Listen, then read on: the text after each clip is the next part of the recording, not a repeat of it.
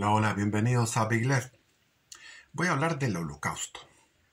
Primero, para hablar del Holocausto tendría que hablar de la historia del mundo. La historia del mundo, cómo llegamos al Holocausto. O a la Shoah, como dicen los judíos. Primero con mucho respeto y mucha compunción, porque el ser humano, todos, el ser humano llegó a eso. ¿Cómo llegamos a eso?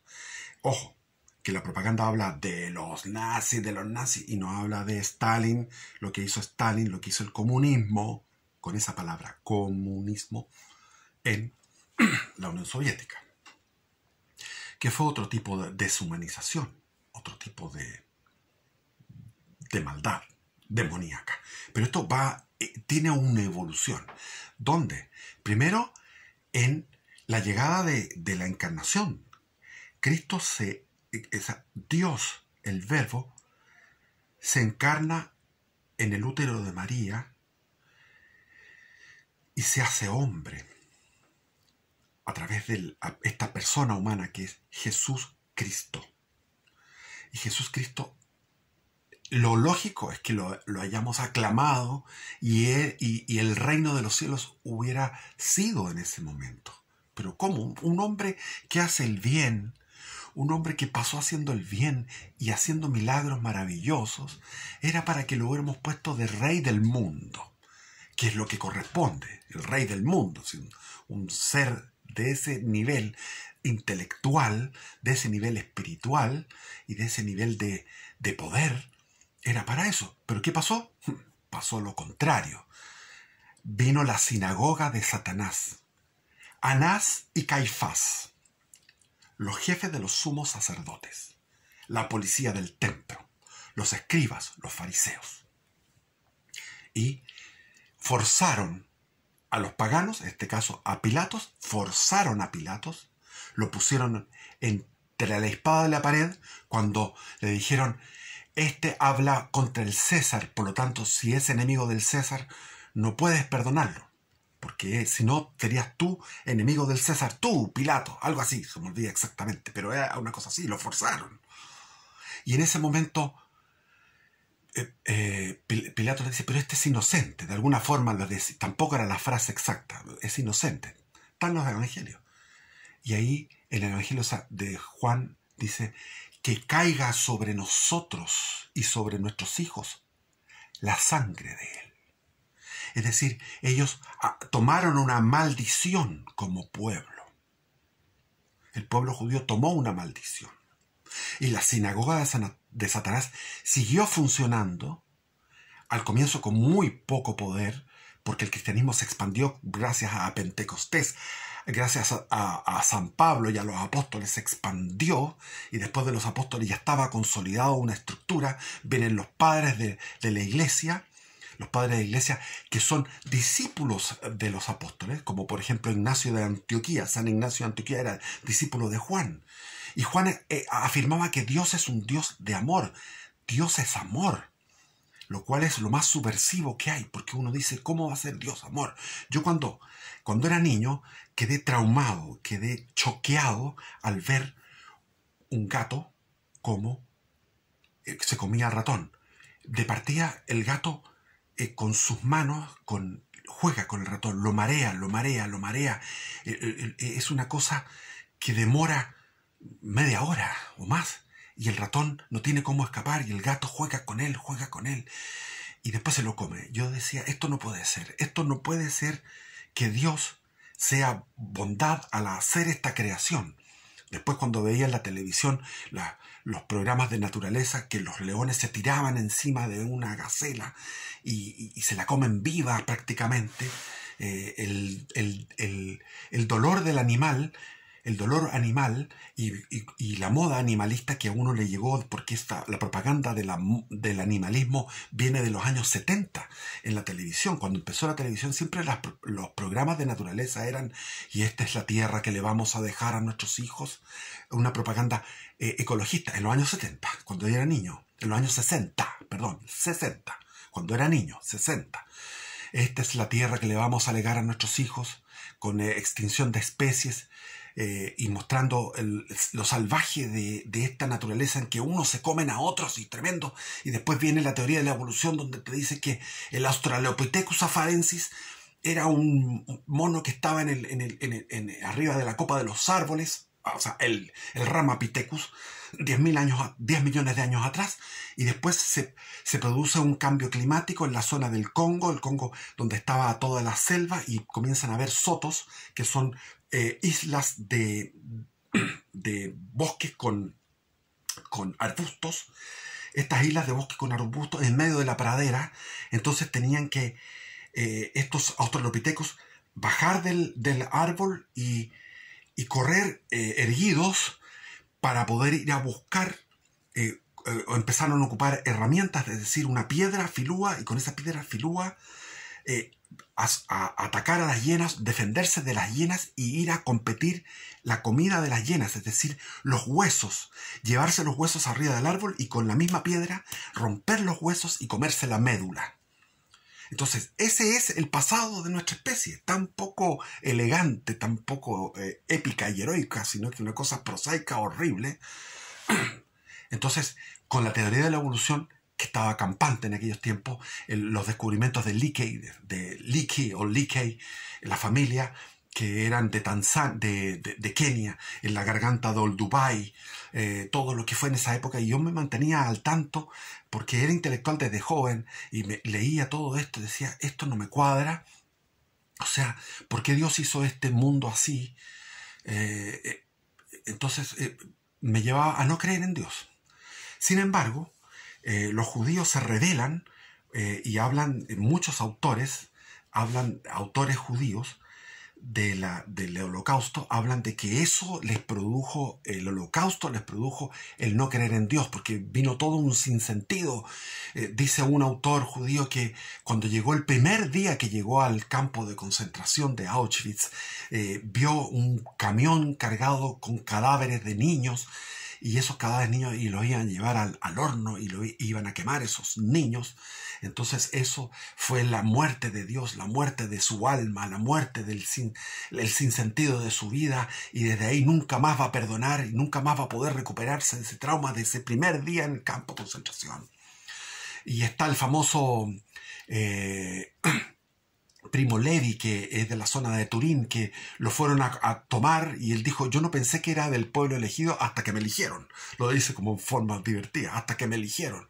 Él era ateo y ve todo lo que pasa en los campos de concentración de forma atea. Está el famoso César Frank, que escribe ese libro El hombre en busca de sentido, que es una maravilla de libro que lo recomiendan, donde él cuenta que lo que más estaba ausente en los campos, lo que estaba inexistente en los campos de concentración, en Dachau, en todo esto, que eran cientos de campos y cada uno tenía su estilo. Había unos que eran cultos, que eran con orquesta sinfónica, con conferencias, con homilías. Había en Dachau, por ejemplo, había épocas que tenían, depende cómo andaban las relaciones del Estado nazi con la iglesia o con las iglesias luteranas y con las distintas iglesias, tenían capillas, otras veces las suprimían, porque Dachau es la primera campo de concentración, que cerca de Múnich en el año 33, o sea, apenas asume Hitler al poder, van religiosos y van comunistas. En primer lugar fueron comunistas. Entonces, todo esto, el Levi dice, llegamos ahí y tenían una especie de tenderete donde había un médico, y todos se frotaban los pómulos para tenerlos rosados y llegar al doctor, y el doctor los decidía en una fracción de segundo, por decir, rápidamente, este se va para la izquierda o para la derecha, y hacia la izquierda era a la horno crematoria, hacia la derecha al trabajo forzado. Y llegó un viejito que todos decían, este se va a ir para el lado del horno, y estaba distraído el doctor alemán y pasó de largo el viejito hacia la vida, y el viejito llegó a estas estanterías donde dormían vertical, ahí horizontalmente, pero como especie de nichos así, esos tremendos, unas camas muy prácticas.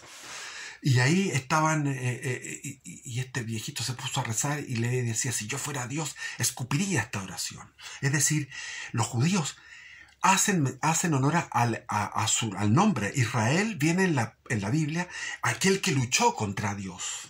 Aquel que luchó contra Dios y venció, porque Israel, Jacob, es el que luchó con un ángel. Entonces mantienen esa tradición, que es la tradición del libro de Job, cuando la señora de Job le dice: ¿y tú vas a seguir creyendo en Dios después de todo lo que te ha pasado? Maldícelo y olvídate de Dios. Y Job sigue siendo fiel a pesar de que le llegó, perdió todo. Su hacienda fue...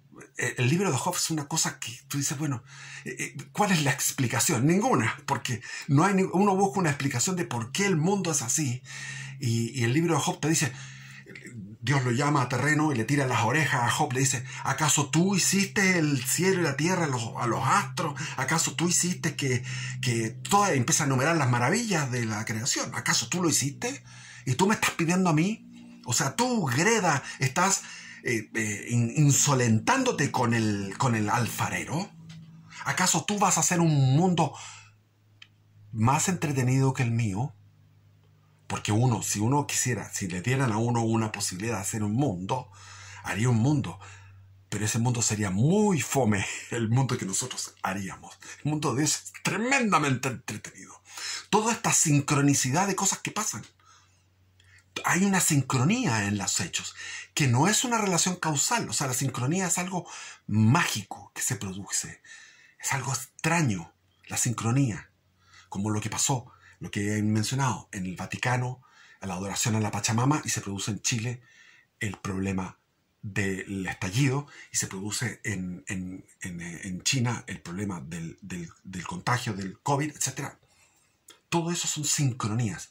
Ahora está el sínodo de la sinodalidad, lleno de jesuitas que están en una cosa democrática, y en esa cosa democrática están discutiendo sobre si van a bendecir parejas del mismo sexo, etcétera, etcétera. Si van a ir sacerdotisas, y todo esto lo hacen en secreto. Nosotros no sabemos lo que está pasando ahí, porque el diablo es secreto. Jesús era exotérico, no era esotérico, era exotérico, todo era claridad. Completa claridad.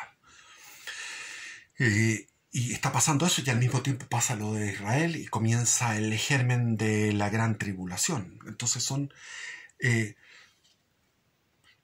está lleno de, por ejemplo, este autor judío dice: antes de mi muerte, con la más absoluta seguridad y paz interior, te voy a pedir a ti, Dios, una explicación. Dices que hemos pecado, sin duda, pero quiero que me digas si hay pecado alguno en el mundo que merezca el castigo que nosotros hemos recibido. Ahí está lo del Evangelio. Caiga sobre nosotros y sobre nuestros hijos la sangre de este justo. Son deicidas. Mataron a Dios. Dirás que no es una cuestión de pecado y castigo, sino que te cubres tu rostro cuando nos abandonas, cubres tu rostro, o sea, te haces lejano, muy lejano. ¿Qué más tiene que suceder para que vuelvas a descubrir tu rostro ante el mundo? ¿Qué es lo que más tiene que suceder para que te reveles, que te muestres? Pero es que estamos todos en eso. Venga a nosotros tu reino. Venga a nosotros tu reino. Ven, Jesús. Yo no estoy preparado para que tú llegues. Soy un pecador. Vivimos inmersos en el pecado. Cuando yo hablo en videos sobre cosas de la vida interior, de cosas de oración, de meditación ignaciana, bajan las vistas, pero atrozmente, porque la gente no quiere eso. La gente está metida en el tumulto del acontecer y en el tumulto de sus vidas, cada uno con su novela, con su telenovela. La telenovela de Chile, la telenovela de uno, la telenovela del barrio, la telenovela del mundo. Y ahí estamos, metidos en eso. Pero ahí bajan las vistas al tiro. Solamente un grupo fiel mantiene las vistas en este canal cuando me refiero a cosas un poquito más, comillas, fomes. No tenses sigue escribiendo este judío. No tenses demasiado la cuerda. Mira, lo amenaza a Dios. No tenses demasiado la cuerda, pues podría romperse. La tentación en la que nos has colocado es tan grave, tan insoportable, tan insoportablemente grave, que debes y estás obligado a perdonar a aquellos de tu pueblo, del pueblo judío, que sumidos en la desesperación se hayan apartado de ti. Perdona también a aquellos que blasfemaron contra tu nombre. Y perdona a los que se fueron a servir a otros dioses, a los que se tornaron indiferentes frente a ti. Tan duros nos has puesto a prueba, tan dura prueba nos has puesto, que ni siquiera podemos llamarte Padre, y ni siquiera tenemos Padre. No tenses demasiado la cuerda. Interesante. Es decir, a mí, cuando explotan lo del holocausto, a mí digo yo, pero si ¿qué tiene que ver Dios con esto? Si es pura libertad humana. Si Dios respeta la libertad. Como me decía una cuñada que quedó viuda, la pobrecita, con 5 hijos, que son mis sobrinos, y tenía problemas con los 5 hijos. Una novela, cada hijo era una novela. Me decía, Felipe, pero que el libre albedrío no sirve. Claro, no sirve. Porque si vamos viendo la historia, la sinagoga de Satanás no hizo nada, sino lo que hizo fue el demonio. Imagínense que la iglesia conquistó todo el imperio romano, después conquistó todo lo que era el mundo de los vikingos, el mundo de los rusos, de los eslavos, estaba el imperio bizantino. Entonces había una sola iglesia y un solo cristianismo pujante desde el Tigris y el Éufrates hasta Escocia, y hasta Noruega, y hasta España, y por el sur de África, todo el sur de África. Todo eso era una sola iglesia. Pero ¿qué pasó? Vino la herejía arriana. Después de la herejía arriana vino el anticristo, que es Mahoma, que fundó una religión enemiga del cristianismo y enemiga de Dios, porque el Dios que pinta es un Dios falso. El profeta es falso, todo es falso, y me van a decir que no sé si sé. Bueno, yo he leído el Corán, lo he leído 5 veces en mi vida. 5 veces, en distintas edades, con distintas perspectivas. Cuando era católico, después cuando era marxista, cuando era budista zen y ecologista profundo, cuando era hinduista, y etc. Entonces, siempre fui buscándole el sabor, el lado al Corán. El Corán es una mierda. Bueno, y desde la península arábica se genera esta contrarreacción, que fue la reacción del demonio a través del mundo árabe, y conquistaron todo el sur del Imperio Romano, todo lo que es el norte de África, lo que ahora es Egipto, Libia, Túnez, Argelia, Marruecos, y conquistaron la península ibérica completa, y casi llegan a París, si no la para en Poitiers Carlos Martel, el mayordomo de Palacio, los detiene en Martel, y si no los detiene en Covadonga los asturianos, en la batalla de Covadonga.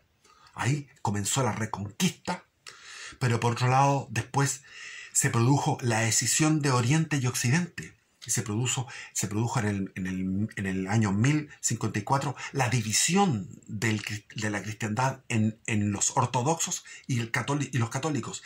Y esa división trajo consecuencias a largo plazo. A 500 años el imperio bizantino fue engullido por los turcos, los otomanos, que más encima eran islámicos.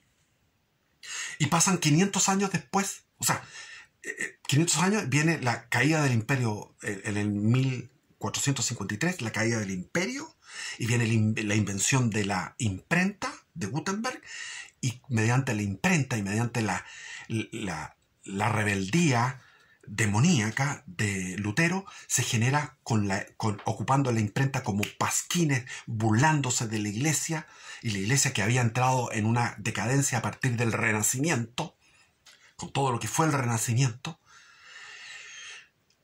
Podría hablar de eso mucho, pero viene la Reforma. Y la Reforma se produjo en Alemania por el príncipe de Sajonia. En Sajonia fue el que le dio el amparo a Lutero, y la reforma se fue expandiendo hacia el norte, hacia lo que es Prusia, a lo que era donde se había fundado el reino de los teutones, de los teutones, que eran una orden de caballería que había luchado en las cruzadas.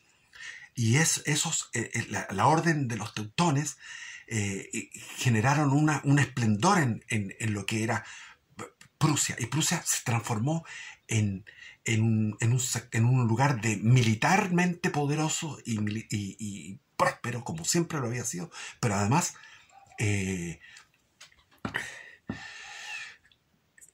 luterano, protestante. Y el protestantismo se expandió hacia los países del escandinavos y se expandió hacia Inglaterra, y Inglaterra se transformó en la pérfida Albión, y ahí se generó después de 1517, 200 años después de haber estado, después de las guerras espantosas, las guerras religiosas que fueron en el siglo XIX, promovidas por el mismo Lutero, la matanza de los campesinos, que el campesinado vivía en los territorios de la iglesia, y lo que querían los príncipes alemanes era adueñarse de esos territorios de la iglesia, y para eso tenían que matar a los campesinos que estaban viviendo ahí en esos territorios. Entonces, las insurrecciones campesinas católicas son muchas a través de la historia, y son muchos los mártires de gente sincera, inocente, sencilla, que murieron como mártires del catolicismo. En este caso, en el siglo XVI. Después del siglo XVII vino la guerra de los 30 años, que devastó a Alemania, y terminó Alemania como un tablero de ajedrez. En el sector de Alemania es blanco, aquí es católico, y aquí creemos en la Santísima Trinidad y la transubstanciación y en el sacerdocio universal. En el otro lado no creemos en la Santísima Trinidad, o sea, sí creemos, pero no creemos en la transubstanciación, y aquí rige Melanchthon, y aquí rige Calvino, y aquí rige el Papa, y aquí rige la Iglesia de Cristo. Quedó como convertido en un tablero de ajedrez. Y ese tablero de ajedrez, exactamente igual, fue como fue la votación en el año 30, en los años 20 y el comienzo de los años 30, del Partido Nacional Socialista. ¿Quiénes votaron por el Partido Nacional Socialista? Las regiones protestantes votaron por esa creatividad demoníaca, que era la raza superior, y el odio a los judíos. El odio a los judíos, la raza superior. Entonces, ¿qué es lo que es el nacionalsocialismo? El nacionalsocialismo es el cúlmine, la máxima expresión de la modernidad. La modernidad entendida como lo entendemos nosotros católicos tradicionales, como algo negativo. Porque ya había la primera creación de la modernidad en el 1717 es las sectas secretas masónicas. Esa es la primera creación de la modernidad. Ahí comienza la modernidad. La modernidad comienza con esa guerra formidable por la sucesión española, donde Luis XIV vence al imperio austríaco, y se produce entonces el cambio de dinastía. Y se produce el cambio de dinastía de la dinastía Habsburgo a la dinastía de los Borbones.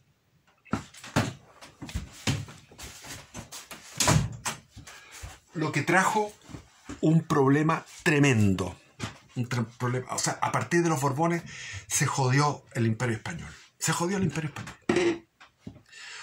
Primero, Felipe V no estaba ni ahí, quería ser el rey de Francia, porque había un problema sucesorio después del famoso Luis XIV, y no había un sucesor.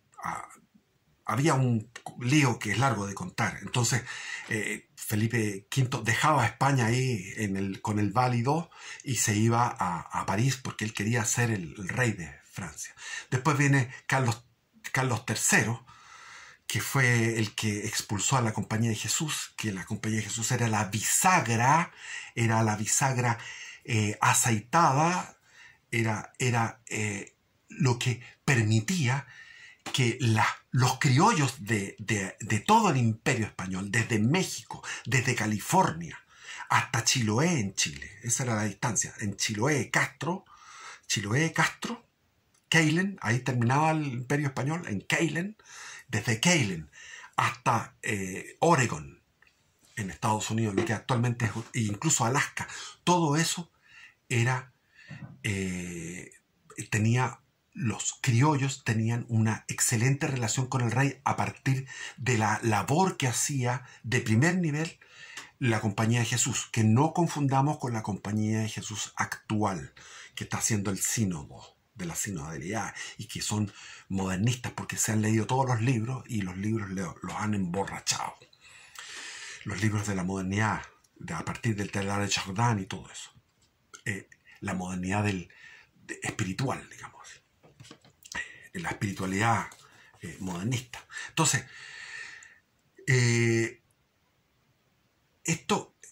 el nazismo es la expresión. Claro, llegó el liberalismo. El liberalismo es la primera creación de la modernidad, y después viene el marxismo, que triunfa 200 años después, en el 1917. Ahí está la aparición de Fátima de la Virgen, y ahí comienza lo que es el marxismo. Pero frente al marxismo y frente al liberalismo surge lo más moderno, que era el considerar la raza, porque estábamos con plena darwinismo social, estaba la teoría de la evolución campeando total.